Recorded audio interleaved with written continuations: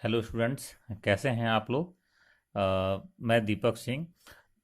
याद करो, पिछले लेक्चर में हम लोग माइक्रोब्स इन ह्यूमन वेलफेयर मतलब मानव कल्याण में सूक्ष्म जीवों की भूमिका चैप्टर स्टार्ट किए थे। नहीं तो बताया था कि हमारा सिलेबस क्या क्या है, किन किन क्षेत्रों में, किस किस फील्ड में सूक्ष्म जीव हमारी मदद करते हैं, नहीं मानव कल्याण के लिए उपयोगी होते हैं। तो उसमें कल के लेक्चर में हम लोग जो घरेलू उत्पाद हैं, जो हाउस होल्ड प्रोडक्ट्स हैं, उनके उत्पादन या निर्माण में माइक्रोब्स या सूक्ष्म जीवों की भूमिका देखे थे। ठीक है। आज के लेक्चर में हम लोग, आज के वीडियो में इंडस्ट्रियल प्रोडक्ट्स, औद्योगिक उत्पाद जो होते हैं, उनमें सूक्ष्म जीवों की भूमिका को देखा जाएगा। ठीक है। तो सबसे पहले समझो कि हमारा जो सिलेबस है उसमें औद्योगिक क्षेत्र जो है उनमें किन किन क्षेत्रों में सूक्ष्म जीवों की भूमिका पढ़ना है। एक तो फर्मेंटेड बेवरेज। फर्मेंटेड बेवरेज किसको बोलते हैं हम लोग? तो शराब को बोलो या अल्कोहल को बोलते हैं, नहीं शराब, फर्मेंटेड बेवरेज। सेकंड क्या है कि एंटीबायोटिक्स। एंटीबायोटिक्स से तो सबको ही परिचित है, नहीं प्रतिजैविक भी हिंदी में बोलते हैं इसको। तो सेकंड, एंटीबायोटिक्स के निर्माण में माइक्रोब्स का रोल या सूक्ष्मजीवों की भूमिका देखनी है। और थर्ड है कुछ विशेष प्रकार के केमिकल या रसायन, इंजाइम्स और बायो एक्टिव मॉलिक्यूल्स के निर्माण में क्या भूमिका है सूक्ष्मजीवों की, ये देखना है। ठीक है ना, तीनों को एक एक करके देखा जाएगा। ठीक है। सबसे पहले तो फर्मेंटेड बेवरेजेस जो हैं, अल्कोहलिक फर्मेंटेशन से बनते हैं। ये अभी बताया आपको कि शराब, सामान्य भाषा में बोला जाए तो इनके निर्माण में कौन से सूक्ष्मजीवों का उपयोग किया जाता है और कैसे और किस टाइप के ये होते हैं, ये दो चीजें आपको जाननी है। तो माइक्रोब्स कौन सा, मतलब सूक्ष्मजीव कौन सा हम लोग उपयोग करते हैं, तो आप बताएंगे कि यहां भी हम लोग ईस्ट का ही उपयोग करते हैं। यहां भी क्या करते हैं हम लोग? ईस्ट का ही उपयोग करते हैं। अब यहां पर हमने ईस्ट के लिए लिखा है ब्रिवर्स ईस्ट। नहीं तो शराब के निर्माण में जब हम ईस्ट का प्रयोग करते हैं तो हम लोग वैसे ईस्ट को ब्रिवर्स ईस्ट कहने लगते हैं। ठीक है ना। इसी का नाम आपको कल बताया था, क्या कहा जाता है? सैक्चारोमाइसेज सेरेवेसियाई। सैक्चारोमाइसेज सेरेवेसियाई, ये है क्या? ईस्ट है। ठीक है ना। कैसे बनता है? तो क्या करते हैं हम लोग, या तो फ्रूट जूस ले लेते हैं, नहीं जैसे मान लो एप्पल है, ऑरेंज है, तो हम लोग ग्रेप्स है तो फ्रूट जूस ले लेते हैं उनका। या फिर क्या करते हैं कि जो अनाज है, नहीं माल्टेड सीरियल्स, बार्ली हो गया, जौ, व्हीट, गेहूं, या फिर राइस हो गया, चावल, नहीं तो इनका फर्मेंटेशन कराते हैं, इनका किण्वन कराते हैं, किसके प्रेजेंस में? ईस्ट के द्वारा या ईस्ट के उपस्थिति में। तो फ्रूट जूस या जो माल्टेड सीरियल्स हैं, जो अनाज हैं, उनके फर्मेंटेशन से बनता क्या है? इथाइल अल्कोहल, या इसी को इथेनॉल कह दिया जाए। ठीक है ना।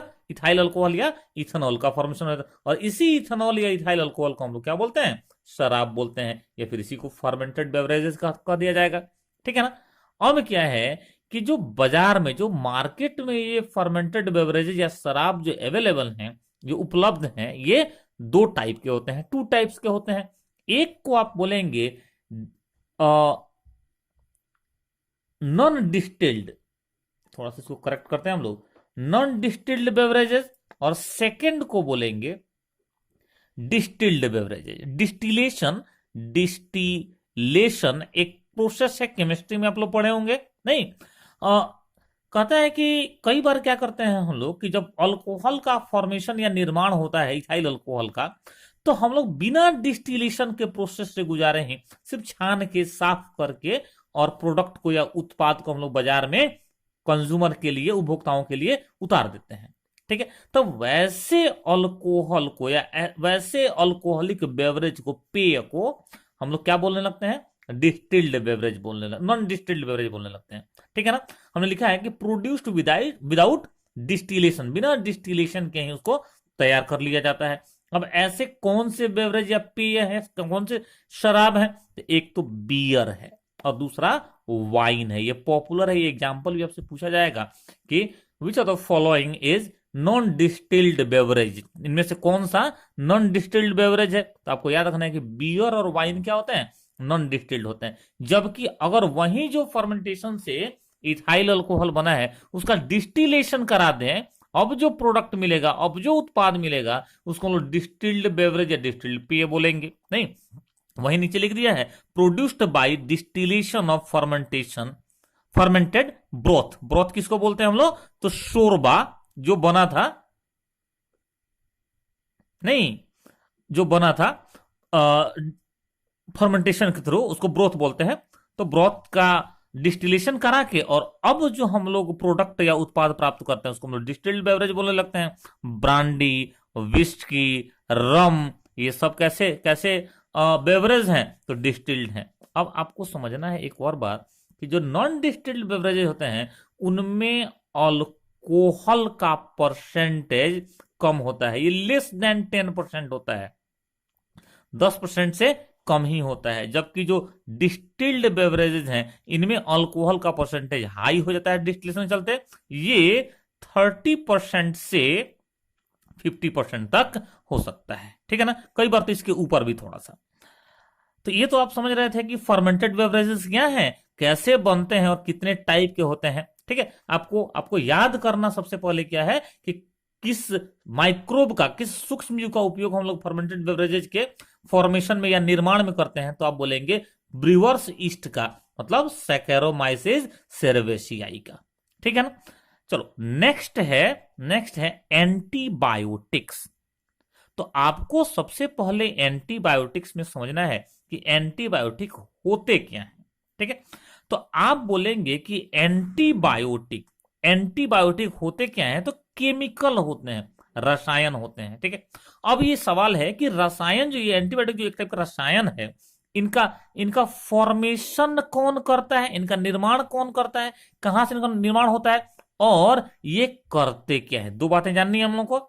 नहीं, आपसे कोई पूछेगा कि एंटीबायोटिक्स क्या है तो आप दो बात बताएंगे कि इनका निर्माण कैसे होता है, कौन बनाता है इनको, और ये काम क्या करते हैं। तो आप बताएंगे कि जो एंटीबायोटिक्स हैं इनका निर्माण, इनका उत्पादन सूक्ष्म जीवों द्वारा, माइक्रोब्स द्वारा ही किया जाता है। ये क्लियर हुआ। अब ये जो माइक्रोब्स हैं ये कई टाइप के होते हैं, तो कौन से माइक्रोब्स एंटीबायोटिक्स का निर्माण करते हैं? तो एक तो बैक्टीरिया है कुछ टाइप के, और दूसरे कुछ टाइप के फंजाई हैं। नहीं, बैक्टीरिया और फंजाई ये दो ऐसे माइक्रोब या सूक्ष्म जीव हैं जिनसे क्या होता है, एंटीबायोटिक का उत्पादन किया जाता है। अब दूसरा सवाल, दूसरे क्वेश्चन का आंसर, नहीं, कि ये जो एंटीबायोटिक्स हैं, जिनको हम लोग केमिकल बोल रहे थे, ये करते क्या हैं? तो ये क्या करते हैं कि ये एंटीबायोटिक जो हानिकारक, जो हार्मफुल माइक्रोब्स हैं, जिनको हम लोगों ने पैथोजेन या रोगाणु कहा था, इनके वृद्धि को, इनके ग्रोथ को रोकते हैं, इनहिबिट करते हैं, मतलब रोकते हैं, और साथ साथ इनको मार भी देते हैं, इनको किल भी कर देते हैं। नहीं, इसके लिए हम लोगों ने सेंटेंस लिखा है कि केमिकल्स विच इनहिबिट, जो रोक देते हैं, growth and kills disease causing micro organism, मतलब पैथोजेंस, आर कॉल्ड एंटीबायोटिक्स। नहीं, वैसे वैसे रसायन जिनका जिनका ऐसे बोलोगे जो ऐसे वैसे रसायन जो डिजीज कॉजिंग माइक्रो ऑर्गेनिज्म, मतलब कि रोगाणुओं की वृद्धि को रोकते हैं और उन्हें मार देते हैं, उन्हें क्या कह दिया जाता है? उन्हें एंटीबायोटिक्स कहा जाता है। अब हम लोग बोले हैं कि ये एंटीबायोटिक्स बनते किससे हैं? जो सेकंड स्टेटमेंट में, सेकंड लाइन में वही बात लिखा हुआ है कि इनको कहां से हम लोग प्राप्त करते हैं? तो बैक्टीरिया और फंजाई से प्राप्त करते हैं। क्लियर हुआ। अब एक और क्वेश्चन है जो आप स्कूल टाइम में ही पढ़े होंगे कि भाई फर्स्ट डिस्कवर्ड, पहला खोजा गया एंटीबायोटिक कौन सा था और किसने खोजा था? तो आप बताएंगे कि जो पेनिसिलिन नाम का एंटीबायोटिक होता है वह सबसे पहले खोजा गया एंटीबायोटिक है। नहीं, और उसको खोजा कौन था? एलेक्जेंडर फ्लेमिंग नाम के साइंटिस्ट ने खोजा था।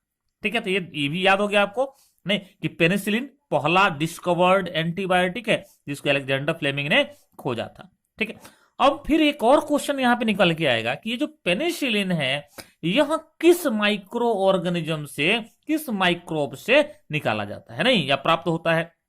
तो आप बोलेंगे कि एक प्रकार का फंजाई है, कवक बोलते हैं आप इसको, या फंजाई, एक प्रकार फंजाई है, पेनिसिलियम नोटेटम, पेनिसिलियम नोटेटम, उसी से पेनिसिलिन क्या करते हैं हम लोग? ऑब्टेन करते हैं या प्राप्त करते हैं। ठीक है, तो ये तो एंटीबायोटिक के बारे में बात हो गई, फर्मेंटेड बेवरेजेस के बारे में बात हो गई। अब जो थर्ड बचा है वो है सर्टेन केमिकल्स, कुछ केमिकल, कुछ रसायन, कुछ प्रकार के एंजाइम और कुछ बायोएक्टिव मॉलिक्यूल्स, जिनको हम लोग अभी नेक्स्ट पेज में देख रहे हैं।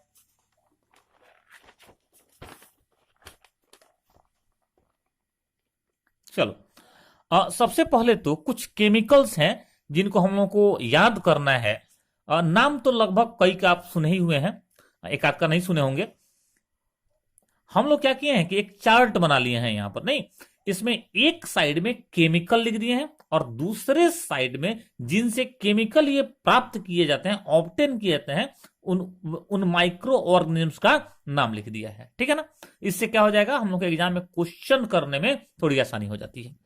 तो एक केमिकल लिखा है साइट्रिक एसिड, पढ़ो साइट्रिक एसिड। ठीक है? ये जो साइट्रिक एसिड है ये एक प्रकार के फंगस से, कवक से निकाला जाता है या प्राप्त किया जाता है, जिसको हम लोग एस्परजिलस निगर कहते हैं। ये आता है मैचिंग के लिए, आपको सब याद होना चाहिए, नहीं, मैच कराने के लिए एग्जाम में आता है ये। तो साइट्रिक एसिड किससे निकालते हैं? एस्परजिलस निगर से। और ये क्या है? तो एक फंजाई है। सेकंड है एसेटिक एसिड। सेकंड कौन सा केमिकल है? Acetic acid. ये एसिटोबैक्टर एसिटी नाम का एक बैक्टीरिया है, उससे निकाला जाता है। थर्ड है ब्यूटायरिक एसिड। ये butyric acid clostridium butylicum bacteria से निकाला जाता है। नेक्स्ट का नाम तो आप जानते ही हैं, कल ही हम लोग बात किए थे पिछले लेक्चर में, लैक्टिक एसिड। ये तो आसान है, आपको याद हो गया होगा। यह लैक्टोबैसिलस बैक्टीरिया से प्राप्त किया जाता है, या यह इसको बनाता है, ऐसे बोल लो। इथेनॉल यही ना इथाइल अल्कोहल है, इथेनॉल या इथाइल अल्कोहल। ठीक है? तो इसको कैसे हम लोग तैयार करते हैं, इसको कैसे बनाते हैं? तो ईस्ट के हेल्प से। नहीं, ईस्ट अभी क्या बताया है, क्या है ये? एक प्रकार का फंगस है, एक प्रकार का कवक है। ठीक है? तो ये केमिकल्स के बारे में आप देख लिए। अब सेकंड जो है वो है कुछ प्रकार के एंजाइम्स, जो कि माइक्रोब्स से, सूक्ष्मजीवों से निकाले जाते हैं या प्राप्त किए जाते हैं। फर्स्ट है इसमें लाइपेज। पहले है लाइपेजेस। लाइपेजेस किस टाइप के एंजाइम्स होते हैं, अगर ये समझो तो यह लिपिड डिजोल्विंग एंजाइम्स होते हैं। मतलब यह लिपिड को डिजोल्व कर देने वाले, लिपिड को घुला देने वाले एंजाइम होते हैं। ठीक है ना? कहां से इनको हम लोग प्राप्त करते हैं, कहां से इनको ऑब्टेन करते हैं? तो आप बताएंगे यह टू टाइप के माइक्रोब्स से, एक को बोलते हैं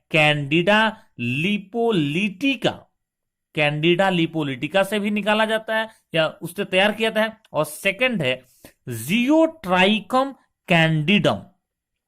ये टू टाइप्स के माइक्रोब हैं जिनसे कि हम लोग क्या करते हैं, लाइपेजेज एंजाइम्स को तैयार करते हैं या निकालते हैं। कहां यूज होते हैं ये एंजाइम? तो ऐसे समझो कि हम लोग बोले हैं कि लिपिड डिजोल्विंग एंजाइम है। अगर हमारे क्लॉथ में, अगर हमारे कपड़ों में कोई ऐसा ऑयली, नहीं, कोई तेल का, ऑयल का अगर कोई दाग है, तो उसको हटाने के लिए, उसको रिमूव करने के लिए डिटर्जेंट में हम लोग क्या करते हैं, इस एंजाइम को मिला देते हैं। और वह डिटर्जेंट क्या करता है, उसका यूज हम लोग कहां करते हैं? तो लॉन्ड्री में करते हैं, नहीं, कपड़ा धोने के लिए करते हैं। और वह ऐसे तेल के ऑयली स्टेन्स को या तेल के धब्बे को हटा देता है। ठीक है? तो ये तो लाइपेजेज हो गए। सेकेंड जो टाइप एंजाइम्स में है उनको हम लोग पैक्टिनेजेज एंड प्रोटीएजेज टॉपिक में देखेंगे, हेडिंग में देखेंगे। ठीक है ना? ये जो प्रोटीएजेज और पैक्टिनेजेज जो एंजाइम है, यह पैक्टिन और प्रोटीन को डिजोल्व करने वाले एंजाइम होते हैं, घुलाने वाले एंजाइम होते हैं। कहां से इनको हम लोग प्राप्त करते हैं या कैसे इनको हम लोग तैयार करते हैं? तो हम लोग बोलेंगे कि देखो यहां पर बीसोक्लाइमिस फुलवा नाम का माइक्रोब या सूक्ष्म होता है, जिससे इनको तैयार किया जाता है। और इस एंजाइम्स का, ये जो एंजाइम्स हैं, इनका यूज क्या है? तो फ्रूट जूस को साफ करने के लिए, फ्रूट जूस को, फल के रस को साफ करने के लिए इनका यूज किया जाता है। सेकेंड इनका जो इंपॉर्टेंट यूज है वह ग्रीन कॉफी के प्रिपरेशन में है। जैसे कॉफी हम लोग जो पीते हैं, ब्राउन कॉफी, वो तो आप जानते ही हैं, कॉमन है। ग्रीन कॉफी भी क्या है कि जब हम लोग जो कॉफी का जो सीड होता है उसको रोस्ट कर देते हैं, उसको पका देते हैं, और तब जो कॉफी तैयार करते हैं वो हमारा ब्राउन कॉफी है। और बिना रोस्ट किए ही जब कॉफी के सीड से हम लोग कॉफी तैयार कर लेते हैं उसको बोलते हैं ग्रीन कॉफी। तो ग्रीन कॉफी के प्रिपरेशन में भी इस एंजाइम का यूज किया जाता है या उपयोग किया जाता है, ठीक है ना। और जो लास्ट एंजाइम है उसको बोलते हैं स्ट्रेप्टोकाइनेज। देखो, स्ट्रेप्टोकाइनेज ये भी एग्जाम में पूछा गया है। किससे इसको तैयार करते हैं, किससे इसको प्राप्त करते हैं? तो स्ट्रेप्टोकोकस बैक्टीरिया होते हैं जिससे हम लोग ये एंजाइम स्ट्रेप्टोकाइनेज तैयार कर लेते हैं, ठीक है ना। बड़े इंपॉर्टेंट एंजाइम होते हैं ये, हमारे लिए तो वरदान है एक तरह से। यह एंजाइम क्लॉट बस्टर का काम करता है। ध्यान से देखो, used as a clot buster. अभी क्लॉट बस्टर है क्या?